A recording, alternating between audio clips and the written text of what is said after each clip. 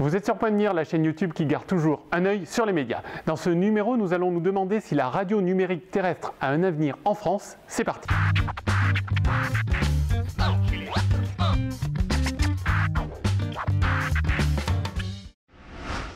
La RNT, c'est la radio numérique terrestre, en gros l'équivalent de la TNT, mais à la radio. La RNT, c'est un peu la FM 2.0. Elle dispose de nombreux atouts, une meilleure qualité sonore, une meilleure qualité de réception, une facilité de recherche puisque les fréquences disparaissent, et propose un certain nombre de services supplémentaires comme l'affichage de la pochette de l'album écouté, le guide des programmes et le contrôle du direct.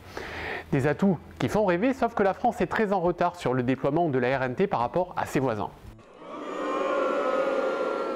Vous allez me demander pourquoi la France est en retard sur le déploiement de la RNT. Pourquoi la France est en retard sur le déploiement de la RNT? C'est une très bonne question. La responsabilité repose en grande partie sur les grands groupes de radio privés qui ont freiné le développement de la RNT en France. Leurs arguments à ce frein, des surcoûts engendrés par cette évolution et des échecs à l'étranger. Sauf que leurs arguments ne se sont pas révélés valables. La RNT est un succès à l'étranger. En Norvège, la FM va disparaître totalement à la fin de l'année. La Suisse, le Royaume-Uni, l'Allemagne et le Danemark devraient faire de même dans les années à venir. Quant aux coûts de déploiement, ils sont importants sur le court terme, mais représentent des économies sur le long terme avec des coûts divisés par 8. En fait, les grands groupes souhaitaient conserver leur position dominante sur la FM. Puisqu'en fait, les nouvelles fréquences sont rares sur la FM, ils craignaient le développement de certaines radios et leur présence sur toute la France grâce à la RNT. Cependant, l'État et le CSA essayent de faire avancer le déploiement de la RNT. Où en est-on de ce déploiement, vous demandez-vous? Oui, où en est ce déploiement? C'est encore une très bonne question. Il y a aujourd'hui 3 villes couvertes par la RNT, Marseille, Nice et Paris, soit 116 radios pour l'essentiel des radios associatives, locales ou indépendantes. Car le gouvernement ne s'est pas porté candidat pour les radios du service public, ce qui n'incite pas les grands groupes privés à se lancer. Résultat, aucun n'est pour le moment présent.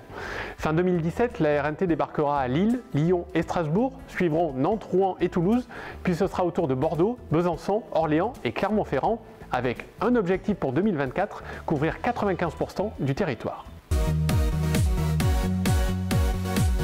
Vous allez me dire, la RNT c'est bien sympa, mais avec quoi on l'écoute? La RNT c'est bien sympa, mais avec quoi on l'écoute? Encore une très bonne question de votre part. Eh bien, avec des postes de radio équipés de la norme DAB+. Leur coût se situe aux alentours de 100 €. Si ces équipements sont peu nombreux actuellement, ils devraient se développer et leur prix baisser. Pour la voiture, il faudra abandonner son bon vieux poste FM.